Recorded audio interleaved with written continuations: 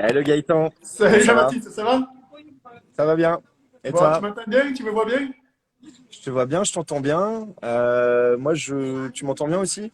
Ouais, nickel, ça va. Ok, je suis dans un hostel là, donc voilà, il y a peut-être des gens qui vont interférer ou du bruit derrière, mais en tout Ouais, non, cas, mais pas, c'est bon, pas de j'ai une bonne souci. connexion. Bon, pas de souci. Merci d'être là. Bon, mais je vois qu'il y a du monde qui commence à se connecter. On va démarrer. Bon, mais déjà, bonjour à tous et bonjour à toutes. Vous êtes sur la chaîne Cyclo Voyage. Aujourd'hui, on reçoit Jean-Baptiste qui va nous présenter son voyage en Afrique. Il est en direct du Caire, en Égypte. Donc, c'est assez sympa de participer à ça. La semaine dernière, pour ceux qui l'ont pas vu, on était avec Bastien. Si vous n'avez pas vu la vidéo, ben, je vous laisse aller la voir en replay. Bon, mais Jean-Baptiste, tu es en Afrique, mais présente-toi un petit peu, dis-nous qui tu es. Alors, qui je suis? Donc, Jean-Baptiste, j'ai 27 ans et je suis parti il y a un an, jour pour jour. Je suis parti le 3 décembre 2020 pour traverser l'Afrique. Ouais, Donc l'idée c'était de partir du point le plus éloigné en Afrique pour entrer à la maison à vélo. ouais. Euh, voilà, donc un an que je suis parti et en ce moment au Caire. Donc j'ai quasiment fait, enfin j'ai fait environ 12 000 kilomètres à ce jour. Ouais. En gros une ligne droite entre Maputo et là où je suis aujourd'hui. Donc tu es parti, alors tu Euh, voulais partir d'Afrique du Sud, mais tu es parti du Mozambique, c'est ça? je suis parti du Mozambique. En fait, je devais partir de Cape Town, Ouais, mais bon, je suis parti en plein Covid, et le pays était fermé depuis plusieurs mois. ouais. Donc voilà, j'avais déjà quitté mon job, j'avais déjà tout préparé, et je me suis dit soit j'attends encore pendant longtemps, ou alors je prends la ville la plus proche de l'Afrique du Sud, qui était Maputo, qui a une cinquantaine de kilomètres. Ouais. Donc j'ai commencé du Mozambique, ouais. Du Mozambique. Bon, et alors, aujourd'hui tu es en Afrique. Pourquoi, déjà, est-ce que c'est ton premier voyage à vélo ou tu avais déjà une expérience par le passé? Ouais, premier voyage à vélo. J'avais déjà fait des longs voyages en backpack, mais Ouais. à vélo, ouais, c'était les premières fois, ouais. Et du coup, pourquoi l'Afrique? Parce que c'est vrai que quand on part à un voyage à vélo et pour son premier voyage, on a tendance à prendre une destination qui est facile. Pourquoi tu as choisi ce continent? Bah, j'ai justement choisi ça parce que je voulais un peu de difficulté. Ouais, C'est vrai que l'Afrique, j'avais fait deux pays d'Afrique. J'avais fait le Congo, le Maroc. Bon, si on considère que c'est l'Afrique, même si c'est quand même assez différent des pays, des vrais pays africains, entre guillemets, encore une fois. Mais oui, j'étais très curieux de visiter ce continent. J'avais déjà pas mal voyagé un peu partout. Donc voilà, je savais dans tous les cas, avant même de penser au vélo, que j'allais repartir pour au moins un an en Afrique. Et puis l'idée du vélo m'est venue.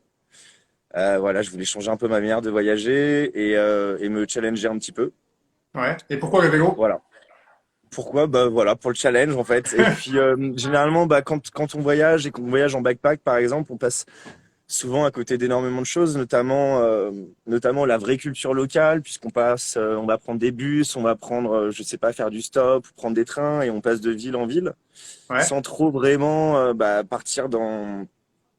enfin, découvrir profondément le pays, les d'accord. gens, les villages, leur culture, etc. Donc ça me paraissait plutôt intéressant de le faire à vélo, dans la mesure où tu traverses tout un pays en fait, tout le pays, et tu vois vraiment comment est la vie là-bas, et c'est beaucoup plus représentatif par exemple que d'être dans des capitales ou des Ah ouais. villes assez touristiques. Oui, oui, non, mais c'est clair, c'est clair. Et du coup, tu as traversé quoi comme pays à partir du Mozambique? Donc j'ai fait Mozambique, Zimbabwe, Zambie, Tanzanie, Ouganda, Kenya. Au Kenya, j'étais bloqué, je devais aller en Éthiopie, mais l'Éthiopie, comme tu peux le savoir, Ouais, ils sont en gros conflit en ce moment, des conflits ethniques, donc assez dangereux. Après l'Éthiopie, j'étais censé partir au Soudan, ouais, mais j'étais à Nairobi à ce moment-là, donc la capitale du Kenya. Et j'avais 2 semaines de délai pour mon vol, et je voulais pas attendre pendant 2 semaines et rien faire. Donc j'ai pris un vol pour la Jordanie, et du coup je redescends pour faire les pays que j'ai skippés.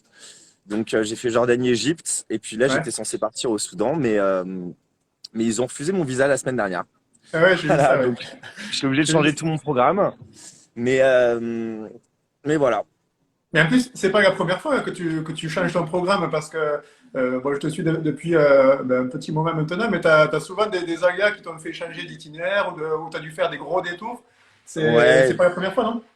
bah en fait, effectivement, avec le Covid, c'est assez compliqué parce que les mesures sanitaires, les restrictions changent d'une semaine à l'autre. Donc, Ouais. ouais, j'avais pas du tout prévu l'itinéraire que j'ai fait jusqu'à aujourd'hui. Donc, voilà. Bon, après, j'aime bien ne pas trop prévoir mon voyage. Être libre de, je sais pas, si je rencontre par exemple des gens qui me disent il faut absolument que tu ailles là, bah, pouvoir y aller, pas avoir un truc de trop précis. Ouais. Mais du coup, ouais, j'avais déjà fait un gros détour. C'est quand j'étais en Tanzanie, donc j'étais à Ouais. côté dans la région d'Arusha, qui était à allez, tout au plus 50 km du Kenya où je devais aller. Et là, en fait, le Kenya ferme 3 jours avant que j'y aille les frontières. Donc Bon. du coup, je suis parti en Ouganda. Donc j'ai fait un détour de 2000 km parce que je voulais de toute façon faire la côte du Kenya.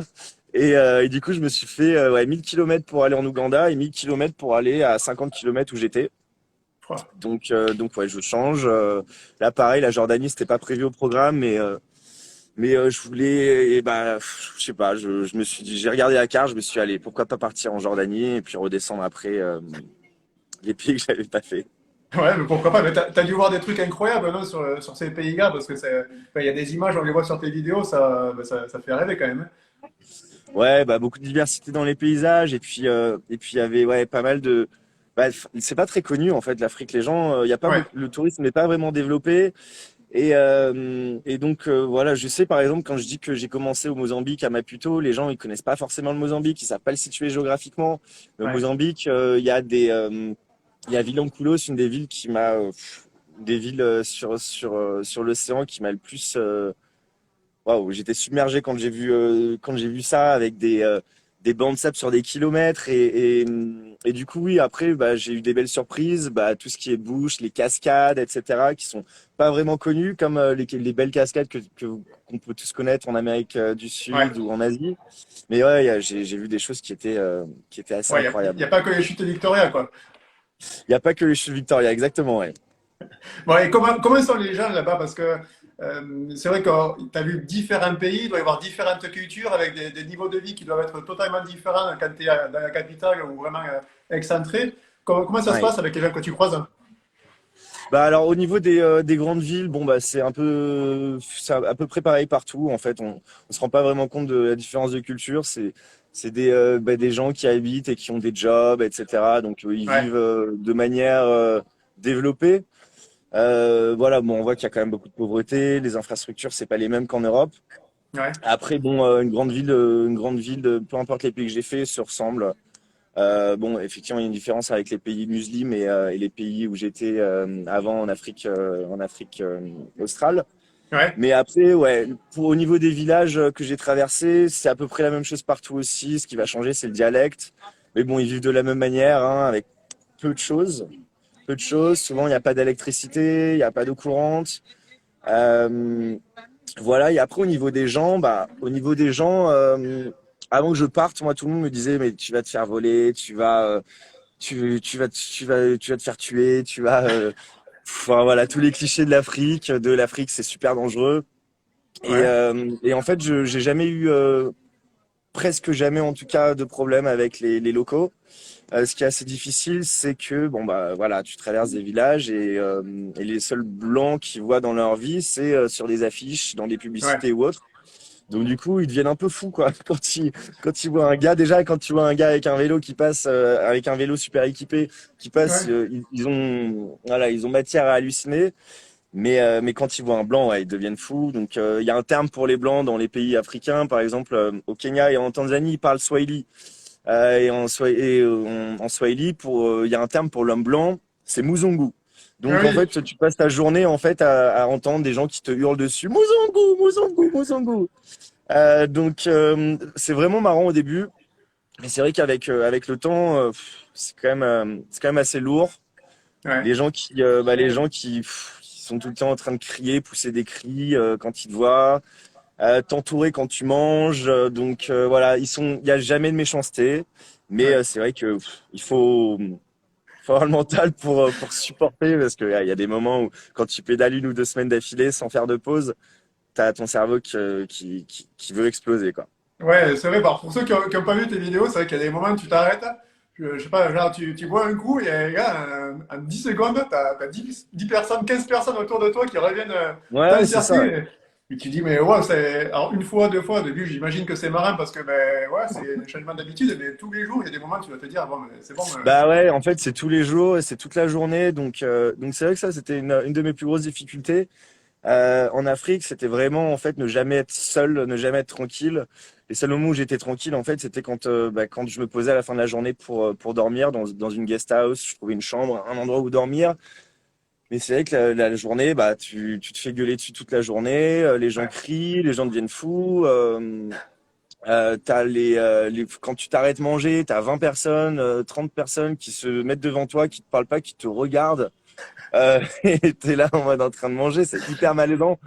Donc, ouais, euh, donc ouais, c'est vrai que c'est assez lourd. Et puis quand tu fais du vélo aussi, t'as des mecs en moto qui te suivent.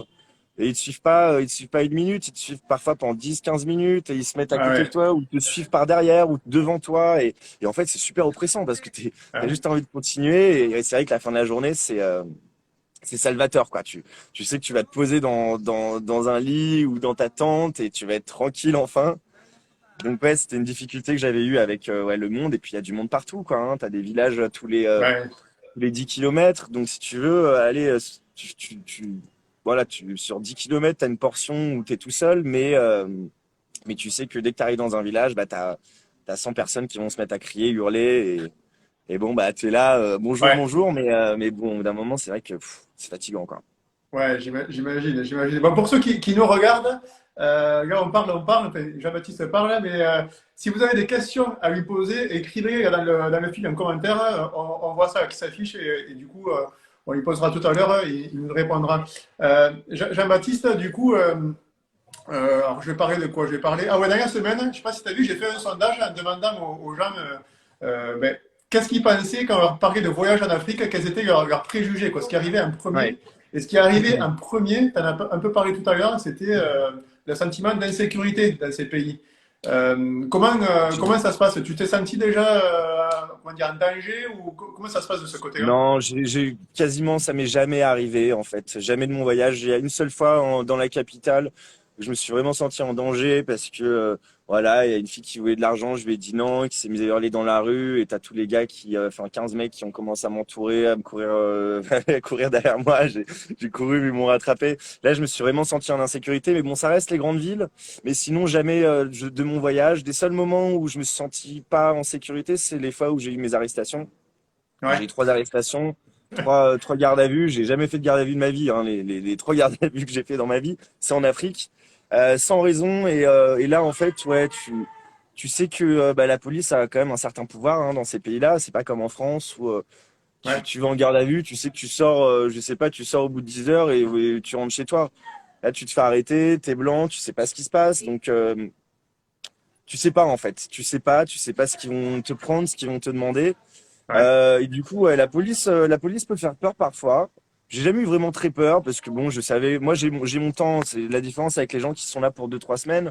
ouais. Moi, quand j'ai été arrêté et qu'ils m'ont mis en cellule et quand ils m'ont ouvert, ils m'ont dit on garde tout ton argent. Bah, je me suis rassis et j'ai dit je ne sortirai pas sans mon argent. Donc voilà, je leur disais vous pouvez m'arrêter, enfin vous pouvez me garder une semaine. De toute façon, mon ambassade va gérer et voilà. Mais sinon, non, de manière générale, jamais d'insécurité. Il y a une chose que je raconte à mes amis qui est assez marrante. Moi, j'habite à Paris. Ouais, Et à Paris, en fait, si tu laisses ton vélo 5 minutes devant un magasin qui est pas, enfin, ton vélo n'est pas attaché, en 5 minutes, tu te le fais tirer. ouais. Et dans beaucoup de pays, bah, j'ai tout mon matos. Et si je vais dans un magasin et je laisse mon vélo, je fais confiance, je laisse le vélo devant le magasin. Au Zimbabwe, il y a beaucoup de grandes surfaces. C'est Ouais. des énormes supermarchés. Et je fais mes courses pendant 10, 15 minutes, je reviens, le vélo est toujours là. Voilà, D'accord, ah j'aurais ouais. jamais fait ça à Paris. Et, euh, et ouais, en fait, les gens, ils sont vraiment dans la pauvreté, donc c'est pas un concept. Je sais pas si c'est vraiment un concept chez eux de voler, puisque c'est des gens qui viennent de villages ou autres, et ils se volent évidemment pas entre eux puisqu'ils ont pas grand-chose. Donc non, l'insécurité, je l'ai vraiment jamais ressenti. Je m'attendais vraiment à le ressentir plus, Ouais. mais à l'heure d'aujourd'hui, non, je pourrais pas. Et- En tout cas, quand les gens me disent c'est dangereux l'Afrique, j'ai juste envie de leur dire mais allez-y les gars, ouais, allez-y bah. et Ça, voyez, et vraiment, c'est pas du tout l'image qu'on peut avoir nous dans les pays occidentaux, les pays ouais, ça développés. m'étonne pas ce que tu dis parce que c'est toujours ce qu'on entend, tu vois, à la télé, dans les infos, parce que l'image que les journalistes nous transmettent, bon, c'est souvent une vision erronée, on s'en rend compte du coup quand on sort de la France. Par Ouais. rapport à ce sondage que j'avais fait, après l'insécurité, l'autre préjugé qui est arrivé en deuxième position, c'était par rapport à la chaleur en Afrique. Du coup, toi, comment tu fais ben, pour faire un effort prolongé comme ça à vélo alors qu'il fait chaud? Comment tu fais pour gérer Ouais. ton eau? Parce que j'imagine que ça doit être un problème, non? Alors, au niveau de la chaleur, c'est vrai que ça a été très difficile au début. Moi, quand je suis parti, donc au mois de décembre, j'étais à Maputo. Donc, si vous regardez où c'est sur l'hémisphère, c'est vraiment l'hémisphère sud. C'est tout Donc, en bas, qui ouais. dit mois de décembre, dit plein été, plein cagnard. Donc, t'arrives, enfin, t'étais presque en hiver en France, t'as pas l'habitude du soleil. Et c'est vrai que c'était très dur au début. Au-delà Ouais, de physiquement, parce que ton corps n'est pas encore habitué à ces efforts prolongés. Il y avait, ouais, il y avait des fois où je devais m'arrêter, je faisais des insolations, il faisait une quarantaine de degrés, ah, super chaud, surtout que bon, il fait chaud, mais tu pédales en même temps. ouais, Donc ça a été un peu compliqué, mais après, avec le temps, je me suis vraiment bien acclimaté. Ça a plus été un problème. Même quand j'étais en Jordanie, là, il y a encore, je sais pas, j'étais il y a 2 mois en Jordanie, ça a été, j'ai traversé le désert et bon, il faisait super chaud, mais je me suis vraiment bien habitué. Moi, j'aime la chaleur de toute façon. il vaut Voilà. mieux. Après, au niveau de l'eau, alors au niveau de l'eau, bon, je vous avoue que moi, je bois tout et n'importe quoi. En fait, j'étais parti avec une lampe UV en fait qui tue les bactéries de l'eau. Ouais, Et en fait, pour recharger 1 litre, il faut le laisser dans ta bouteille pendant 1 minute. ouais, Sauf que donc, je bois entre 7 et 10 litres d'eau par jour. Donc en fait, à chaque fois que tu t'arrêtes pour l'eau, enfin, je suis pas du tout patient, ce qui est assez paradoxal d'ailleurs, mais je suis pas du tout patient. Donc en fait, au bout d'une semaine, j'ai arrêté de filtrer mon eau. Je buvais l'eau ouais, du robinet. Je voulais pas acheter d'eau en bouteille pour le plastique et parce que en fait, c'est un gros budget. Personne ne boit d'eau en bouteille, donc ça coûte quand même assez cher. ouais. Enfin, assez cher quand tu bois 8-10 litres d'eau par jour, ça fait à la fin du mois, ça te fait presque aussi cher que les logements. Donc voilà. Et en fait, je me suis mis à boire, ouais, voilà, l'eau du robinet. Il y a des pays où c'était compliqué, le Zimbabwe, en l'occurrence, parce que c'est beaucoup de terres agricoles et du coup, tu vas faire 100-150 km sur une route sans croiser de village et sur la gauche et la droite, tu as des barbelés, donc c'est des grandes fermes. Ah ouais, Et tu peux en fait tourner à gauche ou à droite pour prendre un petit chemin en terre qui va te mener à la ferme. à la Mais ferme, ouais. tu sais pas enfin, quelle distance tu vas faire sur ce petit chemin sinueux. Ouais, Et tu sais même pas si en arrivant, ils vont pouvoir t'offrir de l'eau s'il y a des gens ou autre. Donc en fait, j'ai commencé à boire l'eau des rivières. Donc je le faisais comme les locaux. Les locaux, en fait, ce qu'ils font, c'est pour la filtrer un minimum, c'est qu'ils creusent un trou à côté de la rivière. Et ouais, donc en fait, bah, c'est comme quand on est petit et qu'on creuse dans le sable près de la mer, bah, il y a de l'eau en fait. Et ouais. donc près d'une rivière, en fait, vous avez de l'eau qui est assez filtrée. Elle n'a pas un goût particulier. Je prenais l'eau aussi je buvais à peu près tout. Pas de l'eau stagnante, mais voilà, j'ai jamais été malade. Quand l'eau était vraiment pas bonne, je sentais que j'avais un peu mal au ventre. Je la mixais, je mettais 2 tiers d'eau sale et puis 1 tiers d'eau minérale pour m'habituer progressivement. Et au bout de 2-3 jours, bah, je faisais que l'eau sale. Putain, Voilà. My corps n'a qu'à bien se tenir, quoi. Non, mais parfois, on n'a vraiment pas le choix, hein. Au Zimbabwe, parfois, ça fait 3 heures que tu fais du vélo, t'as plus de flotte et tu dis, Ouais, je vais voir un village, je vais voir un village. Mais au bout d'un moment, il fait chaud, ouais, t'as quand pas t'arrêtes, d'eau et t'arrives, quoi. il faut trouver des solutions. Ouais. Bon, et du coup, on parlait de solutions pour l'hébergement. Tu t'en parlais tout à l'heure. Alors, je crois que sur une de tes vidéos, tu avais pris une tente. Tu fais comment pour dormir? Tu dors en guest house, en tente, en bivouac, tu fais quoi? Alors, la majorité là, plus maintenant, mais en tout cas, dans tous les pays que j'ai fait d'Afrique australe, Ouais, en fait, dans tous les villages, il y a une guest house. Bon, une guest house, c'est pas la guest house que tu connais toi quand tu vas voyager en Thaïlande ou autre. C'est une chambre, souvent dans un état. Bon, bref, tu mets pas ton corps sur le lit parce que tu sais que tu vas avoir des puces, enfin des piqûres de puces de lit et tout. Tu mets ton sac de couchage dessus. Mais tu trouves, c'est super, super cheap. C'est, allez, 3-4 € la nuit. ouais, Et c'est vrai que j'ai aussi ma tante et mon hamac, donc j'ai pas mal bivouaqué. Mais quand je bivouac, moi, je m'arrête si je vois une rivière, par exemple, pour pouvoir me laver après une journée de vélo, parce que c'est super important. Tu as transpiré toute la journée. Ouais. Et en fait, c'est super, enfin, c'est super désagréable de te coucher dans un sac de couchage ou autre, tout transpirant avec tes vêtements sales. Donc ouais, j'ai privilégié beaucoup les guest house pour pouvoir au moins me rincer, laver mes vêtements et puis recommencer le lendemain. Ouais. Mais quand j'ai bivouaqué, voilà, je l'ai fait pas mal de fois. C'est quand il y avait des rivières. Là, T'as mixé un peu tout, quoi. ouais, ça s'y est plus prêté dans les pays musulmans parce que c'est beaucoup moins, il y a beaucoup moins de guest house. T'es vraiment au milieu de nulle part. Il y a pas d'hôtel, rien. Donc bon, je demandais à l'habitant. Souvent, je demandais à l'habitant. Bon, il parle pas Ouais. anglais, il parle musulman, il parle arabique. Donc je leur disais ouais, je vais dormir quelque part. Et en fait, j'ai été très souvent invité chez les gens. Voilà, donc bon, je me débrouille, mais la majorité du temps, en tout cas depuis le début de mon voyage, c'était plutôt les guest house en Plutôt les Afrique. guest house. Bon. Ok, Ouais, ok. Et du coup, quand tu es en vélo, Jean-Baptiste, alors parce que tu nous as dit que tu avais fait déjà 12 000 kilomètres, ouais. dans tes vlogs, on te voit, tu tapes des semaines avec des distances incroyables, quoi, plus de 1200 bornes dans la semaine.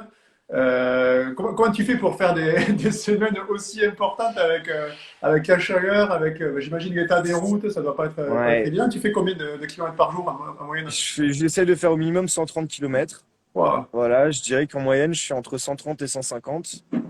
En fait, je pars très tôt, très très tôt le matin.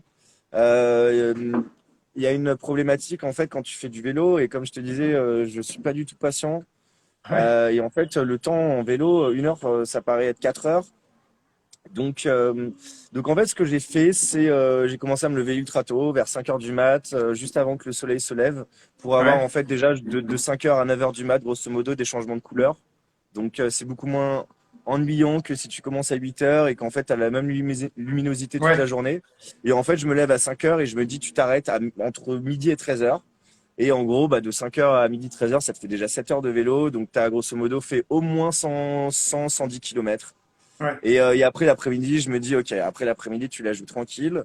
Généralement, j'essaie de faire 2 heures, ce qui me fait 130, entre 130 et 150.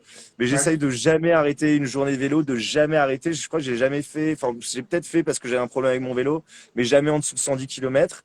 Et vraiment, quand je suis vraiment fatigué, j'attends de faire les 130 pour m'arrêter. Waouh. Ouais, ouais, c'est quand même énorme parce que je sais pas si tu continues à le faire, mais j'avais vu une de tes vidéos où le matin, avant de partir faire du vélo, putain, le mec il faisait ça, il faisait ses exercices. Quand tu faisais ta muscu, tu fais toujours Ouais, ça? bah oui, oui, je m'entretiens quand même, ouais. Bah, on perd pas mal de poids, donc moi, je fais beaucoup de sport en France.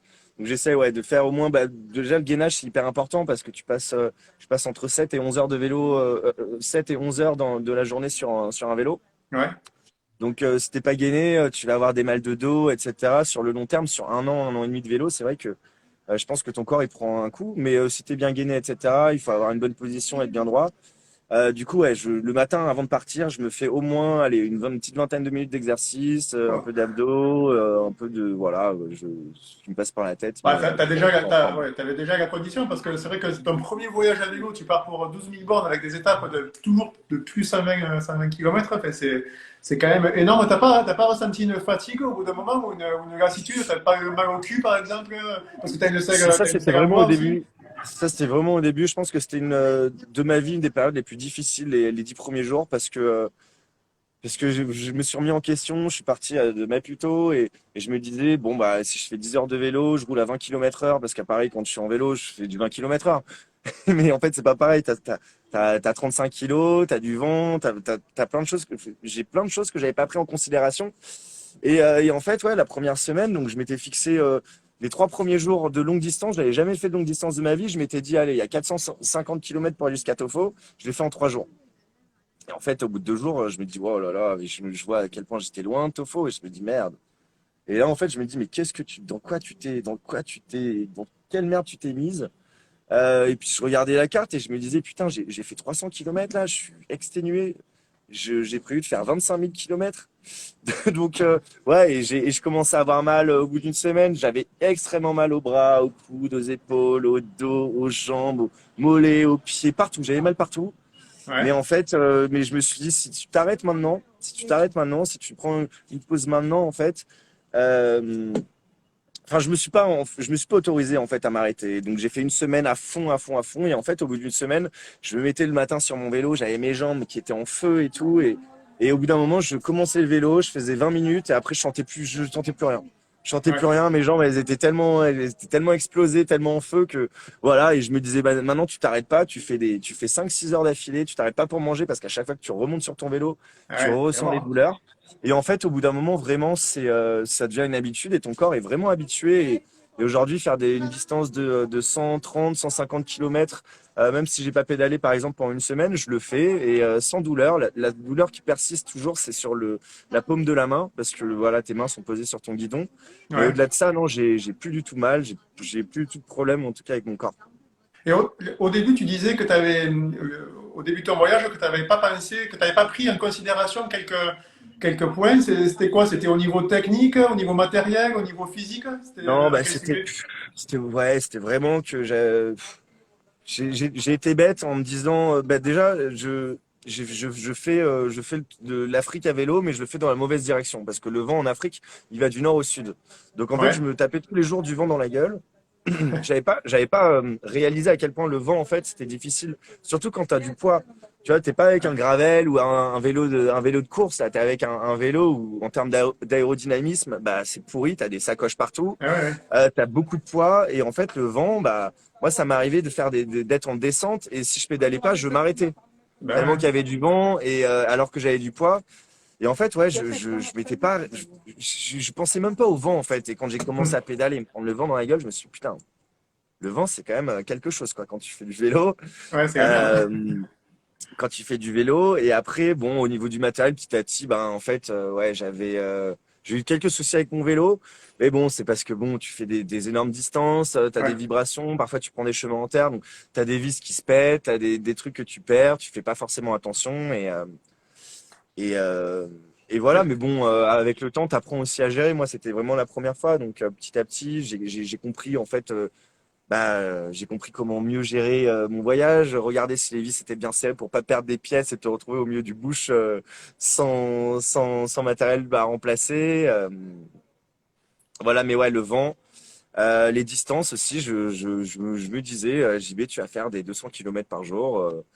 Mon record, c'était 193 km, c'était une journée, mais de malade, où tu fais que pédaler, tu t'arrêtes pas. Et en fait, ouais, je me suis rendu compte que les distances, c'était quand même grand. Enfin, c'était quand même long de faire 130 km. Mais pas tant physiquement, comme je te disais, parce que je prends l'habitude, mais vraiment mentalement, c'est extrêmement difficile.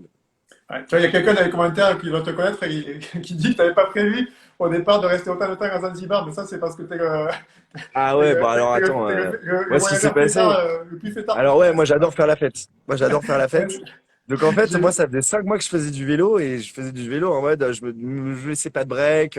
Je voulais vraiment, je sais pas, je m'étais mis en tête je m'étais pas mis ça en tête, mais c'est comme si j'essayais de battre un record et à un moment je me dis hey, calmos et en fait je suis arrivé. Donc moi en décembre 2020, pour rappeler le contexte, c'était plein Covid, tous les pays, plus aucun pays n'acceptait de recevoir les touristes par avion. J'ai failli pas partir d'ailleurs à l'aéroport quand j'ai pris l'avion pour le Mozambique. Après, les frontières terrestres, c'est des militaires d'une manière générale, donc voilà, ils s'en foutent, ils te laissent passer. Mais du coup, j'étais quasiment le seul touriste dans tous les pays que j'ai traversés. Et en fait, moi, ça faisait 5 mois que je faisais du vélo. 5 mois que je voyais que des gens voilà, qui m'appelaient l'homme blanc, qui me demandaient de l'argent, enfin voilà, qui criaient quand ils me voyaient. Et là, j'arrive à Zanzibar où j'étais censé passer 2 semaines. J'arrive à Zanzibar et là, je vois plein de backpackers, plein de voyageurs et tout, qui voyageaient aussi en Afrique, mais qui restaient à Zanzibar parce que pour le moment, il n'y avait aucune restriction. Et en fait, j'arrive et puis bon, bah, magnifique. Du monde, des Occidentaux, des fêtes. Voilà, et en fait, je suis resté 7 semaines. Je suis resté 7 semaines. J'ai rencontré énormément de personnes que je revois encore aujourd'hui. Deux cyclistes d'ailleurs qui faisaient aussi l'Afrique à vélo. Mais, euh, mais ouais, du coup, je suis resté assez longtemps, mais je me suis surtout dit que voilà, je fais de toute façon, je vais faire cette traversée de l'Afrique. Mais il faut pas avoir de regrets en se disant que en fait, t'allais trop vite et tout. Et je me suis vraiment dit à un moment, remis en question, en me disant, il faut que tu profites aussi parce que voilà, je l'ai fait vraiment pour le challenge sportif. Mais je me suis dit que en fait, j'étais pas pressé. Je voulais partir 1 an et je me suis dit, mais quand tu vas rentrer, ça va être l'hiver en France. Ouais. tu vas pas ce mood de si tu arrives au mois de juin, donc j'ai repoussé de 6 mois mon voyage, je fais 1 an et demi, le mois de juin où tu arrives, et puis il fait beau, et puis les journées sont longues, etc. Ouais. Et en fait, du coup, je me suis dit, ok, vas-y, lève le pied de la pédale, et puis profite davantage. Tu fais toujours tes grosses journées de vélo, mais quand tu es dans un endroit bien, quand il y a une bonne atmosphère, des gens qui sont cool, bah arrête-toi, et puis profite, tu Ouais, mais t'as voyages raison, de toute avant façon, tout. Hein. si ça te faisait plaisir, faut pas ça. T'as eu raison, hein. T'as eu raison. Et juste avant de passer aux questions que les gens qui nous regardent veulent te poser, je voulais juste revenir sur le matériel que tu prends avec toi. Comme c'est ton premier voyage, comment tu as fait pour t'équiper? Est-ce que tu t'es renseigné sur, je sais pas, sur les routes, sur l'état des routes que tu allais voir? Comment tu as fait en fait pour choisir ton matos, ton vélo? Tu l'as sélectionné comment? Alors, pour le vélo, en fait, comme j'étais incertain de partir à cause du Covid, vraiment, j'ai acheté tout mon matos 2 semaines avant de partir. Ah ouais, Donc, du coup, j'ai privilégié un vélo qui était tout fait avec déjà les porte-sacoches, etc. Un Giant. J'ai juste pris un guidon différent, donc un guidon papillon, une selle Brooks en cuir pour les longues distances. Mais sinon, non, j'ai pris un vélo déjà tout fait. Au niveau du matos, j'ai pris presque rien. J'ai pris que l'essentiel. Donc, je me suis fait une trousse. J'ai fait plusieurs trousses en fait. J'ai fait une trousse de matériel électronique, donc pour le drone, l'appareil photo, les câbles, etc. Une trousse avec les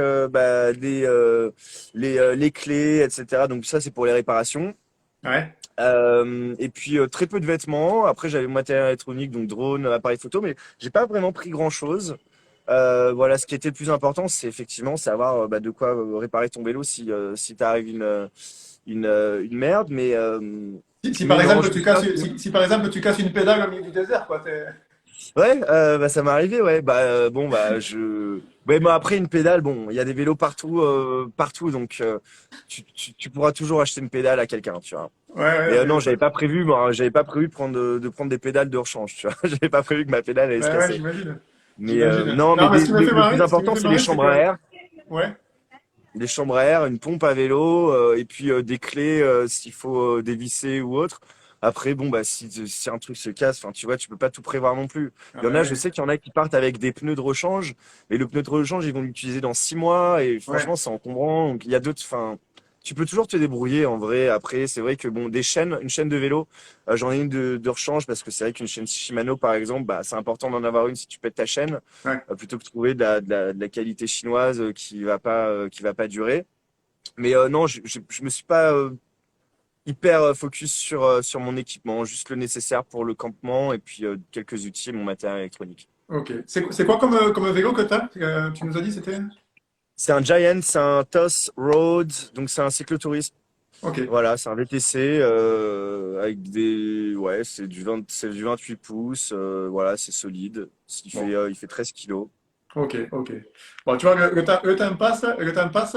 Mais pour toi aussi, le temps passe sur ton voyage. Alors, tu as eu quelques soucis pour avoir ton visa là, au Soudan. Du coup, c'est quoi la suite du voyage? Je crois que tu vas changer de continent?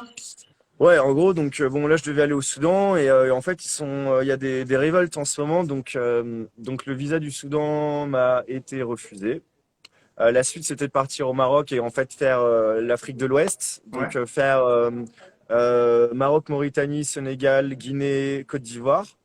Mais le Maroc ferme et avec ce nouveau variant, bah, tous les pays vont petit à petit fermer. Donc j'avais peur en fait, donc là, il fallait que je saute encore le Maroc.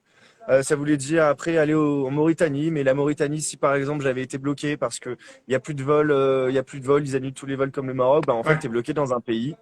Et en fait je voulais pas ça, donc je me suis posé la question qu'est-ce que je fais? J'ai hésité, j'avais deux options dans ma tête, c'était soit prendre un avion pour Pékin et faire Paris-Pékin, Pékin-Paris à vélo. Bon, c'est une idée qui m'est venue comme ça. Après, je sais pas, j'ai pas regardé les restrictions à Pékin, etc. Donc voilà. Et l'autre, c'était l'Amérique centrale. Je veux vraiment faire l'Amérique centrale. Et en fait, j'ai regardé les vols. J'ai vu qu'il y ouais. avait un billet d'avion pour $600 pour l'Amérique centrale. Et donc là, j'ai booké un billet. J'ai mon avion tout à l'heure pour le Mexique. Et puis je vais faire toute l'Amérique centrale à vélo. Voilà. Il faut rebondir. Hein, Ben ouais, j'étais pas non. prêt à rentrer là maintenant. Donc voilà, je garde quand même cet objectif de 25 000 kilomètres. Donc il me reste encore la moitié à faire et j'espère les faire en Amérique.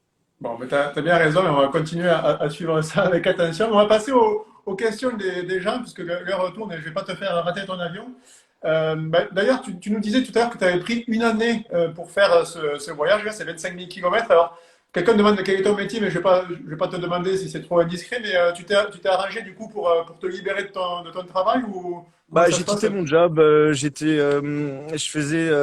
commercial dans une société. J'accompagnais les entrepreneurs dans leur création d'entreprise. Voilà. Et puis en fait, quand j'ai pris le job, je savais que c'était pour un an et demi et que j'allais repartir. Ouais. Donc voilà, quand j'ai senti qu'il était temps de partir pour moi, j'ai quitté le job et puis je suis Ok, parti. ok. Voilà, tout Bon, ouais. simplement. J'ai pas pris Oh. l'année sabbatique ou autre. Juste je pars et puis voilà, advienne que pourra. Alors, t'as Marcelo Lafrit, alors lui, je sais que tu l'as croisé longuement, Ah, tu il y a vois. Marcelo qui est sur le chat. Bah oui, c'est mon ami Marcelo. C'est un Ben oui, cycliste j'ai vu aussi. ça, ouais, que vous avez bien fait la bringue ensemble. Bon, alors, il te demande ce que tu lui conseillerais pour se lancer. Pour se lancer. À Marcelo? Ouais, Bah Marcelo, s'il hésite, qu'est-ce que tu lui dis pour qu'il se lance et qu'il franchisse le bah non pas? mais Marcelo, je vais te remettre dans le contexte. Hein. Il a fait 2 ans l'Afrique. Il est parti de France et Ouais. il s'est arrêté là il y a un mois. Il s'est arrêté il y a un mois au Zimbabwe. Donc Marcelo, je pense que c'est plutôt ironique parce que pendant 2 ans, il était sur son vélo. Il Ah, faisait il des était un toutes, vélo toutes aussi? petites.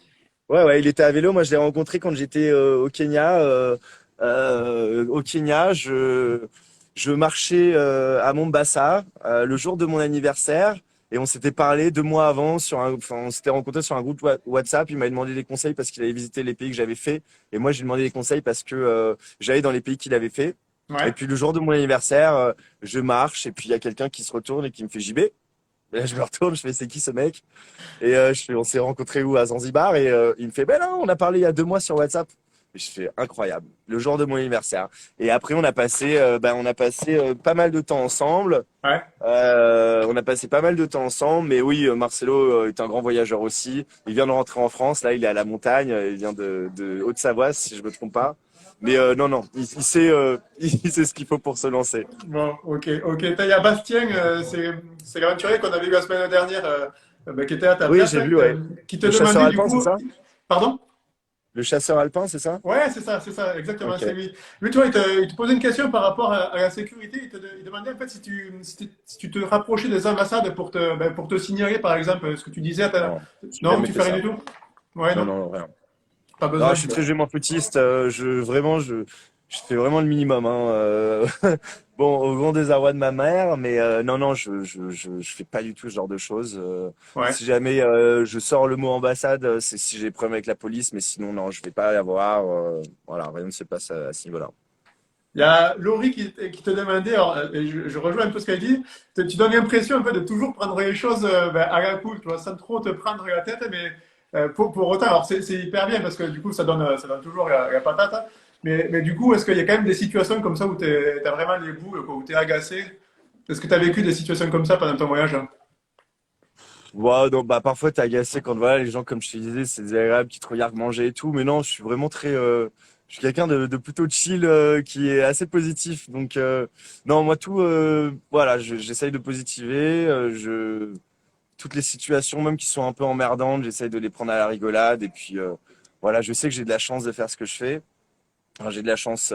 En tout cas, je réalise un rêve et en fait, bon, bah, j'ai pas envie de me prendre la tête et être anxieux ou autre. Donc, voilà, au jour le jour, il m'arrive plein de galères. Ça arrive évidemment dans le voyage, mais voilà, chaque galère t'amène à te démerder et chaque galère sera une histoire à raconter. Donc, non, tout va bien pour moi, même dans les Ouais. galères. Alors, ben, du coup, la galère, alors là, c'est trop facile, la transition. Il y a Laurent qui te demandait, parmi toutes les galères que tu as eues, alors, si on a vu les vidéos, on en a vu des belles, c'est laquelle qui te vient en tête, là, direct, une belle galère qui te fait marrer maintenant avec le recul. Ah bah c'est une galère que vous connaissez pas parce que j'ai pas mis dans mes vlogs, mais c'est vrai. Je partais de Zanzibar et en fait j'étais avec une fille que j'avais rencontrée qui avait son visa expiré et du coup elle voulait pas prendre le ferry parce qu'au ferry ils checkaient les passeports pour l'immigration. Donc du coup moi je lui dis t'inquiète, je vais nous trouver un petit bateau et on va rentrer à Dar es Salaam en bateau. Bon, il y a 150 kilomètres quoi. Et en fait je trouve un petit bateau, mais un truc, une petite barque à moteur. Ouais. Et je savais pas dans quoi je me lançais, mais voilà, on prend ce bateau et ça devait durer 4 heures, ça a duré 11 heures. Le mec n'avait pas de GPS. Il y a une tempête qui commence à arriver. Il faisait nuit. L'eau rentrait dans le bateau. J'ai passé des heures. J'avais un seau d'eau. Je prenais le seau, je vidais l'eau. Le mec était défoncé. Il fumait, il buvait et tout. Le capitaine. Et là, je me suis dit, putain, on va jamais arriver. Et ça a duré 11 heures. Ça a duré 11 heures. Et puis, bon, l'histoire est longue. Il y a plein de péripéties. Mais grosso modo, ouais, c'est l'histoire la plus folle que j'ai eue pendant mon voyage. C'est prendre un bateau de pêcheur pour faire Zanzibar, Dar es Salaam, une petite barque et me retrouver dans une tempête avec un bateau qui prenait l'eau, avec mon vélo et tout, tout embarqué dessus. Bon, c'est bon, Voilà, ça mais se cette fait. histoire, vous la connaissez pas. Non, non, j'avais pas entendu celle-là. Il y a Brian qui, dans les fils de commentaires, te demande du coup, après la galère, ton meilleur souvenir à vélo. À vélo, cette fois-ci, il n'y a pas un bateau. Meilleur souvenir à vélo, c'est les premiers coups de pédale. C'est quand je suis parti de Maputo et que là, je me suis dit, putain, j'y vais. T'y es quoi, t'y es. Ça faisait un an que tu pensais, un an et demi, et le premier coup de pédale, j'ai été pris par l'émotion en mode mais t'es en train de réaliser quelque chose qui est incroyable pour toi, qui est incroyable pour les autres, et les gens n'y croyaient pas en fait quand je partais, ils me disaient mais mec c'est impossible. Et puis moi je savais que de toute façon j'allais aller au bout, et les premiers coups de pédale, ouais ça a été un des plus beaux moments je pense de mon voyage, où vraiment je me suis dit putain mais, enfin j'étais vraiment fier de L'excitation du moi, départ, et quoi. ouais c'est clair. Alors, quelqu'un pendant la semaine te posait la question par rapport au GPS. Il a dû voir que tu en avais un petit GPS sur ton guidon. Est-ce que ça fonctionne en Afrique? Mais je crois dans une vidéo, tu dis que tu t'en sers pas, non? Tu t'en sers plus? Ouais, genre, en fait, j'ai utilisé une semaine. Après, j'ai arrêté parce que, en fait, psychologiquement, ça me faisait du mal. Ça me faisait du mal parce que tu vois le nombre de kilomètres que tu fais, tu vois quelle heure il est, etc. Et le temps passe encore plus lentement. Donc, au bout d'une semaine, j'ai fait, allez, hop, le GPS dans le sac, et je l'ai plus jamais utilisé. Ouais. Je l'ai plus jamais utilisé, et en fait non, mais en vrai en plus j'ai mis 200 euros dans le GPS, tu vois, donc c'est un peu dommage.